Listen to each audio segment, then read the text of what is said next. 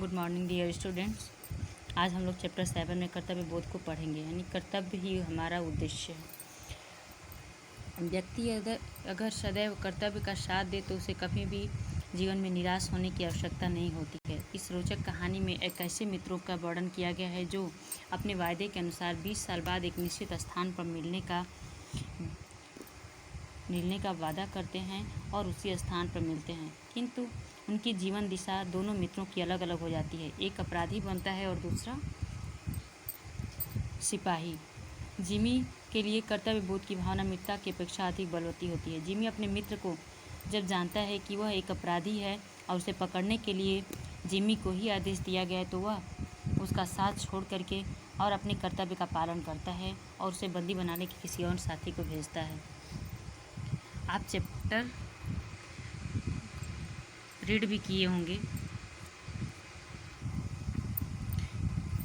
दोनों एक दूसरे को कहाँ मिलते हैं। सिपाही अपनी प्रभावशाली मुस्तैद चाल में चहलकदमी कर रहा था। उस समय सड़क पर यानी जहाँ पर दोनों मिलते हैं आते हैं एक दूसरे से अनजान हैं, वो दोनों एक दूसरे से ही मिलते हैं, किंतु रात के 8 बजे बारिश की हल्की फुहारों में वो मिलते हैं। जैसे ही ऐसा लगता है कि एक दूसरे से आपस में अनजाने सा बात करते हैं और कहते हैं कि हम ऐसे दोस्त की खोज में हैं जो कि हमसे 20 साल पहले मिलने का वादा किया था। यदि वह जीवित है तो वो ज़रूर मिलेगा।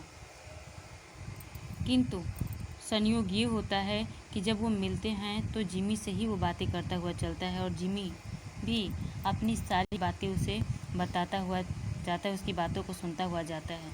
किंतु अफसोस ये होता है कि जिस को पकड़ने की आज्ञा दी गई होती है वह भी होता है और जिमी से यह कार्य स्वयं से न हो सकने के कारण अपने कर्तव्य का पालन करता है और दूसरे सिपाही को पकड़ने के लिए उसे भेजता है। वाब जिमी का वहाँ पर रुक करके इंतज़ार करता है, किंतु जैसे ही एक व्यक्ति आता है और पूछता है कि आप वाब हो क्या, वाब उछल करके कहता है तुम जिमी हो क्या।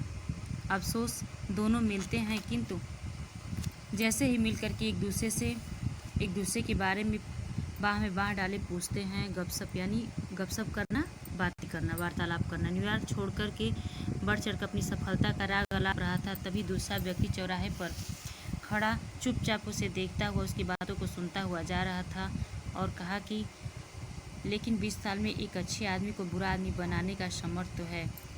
कहता है कि अफसोस ये है कि तुम अच्छे तो नहीं, लेकिन एक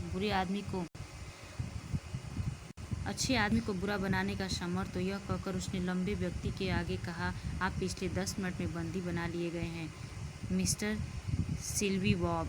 शिकागो से आपको पकड़ने के लिए यह आदेश पत्र आया है। अतः कुल मिलाकर के आपके पूरे चैप्टर का ये सारांश है कि एक मित्र जो है दूसरे मित्र को अपने कर्तव्य के आगे झुकाता है और वह अपने ही मित्र को बंदी बनाता है।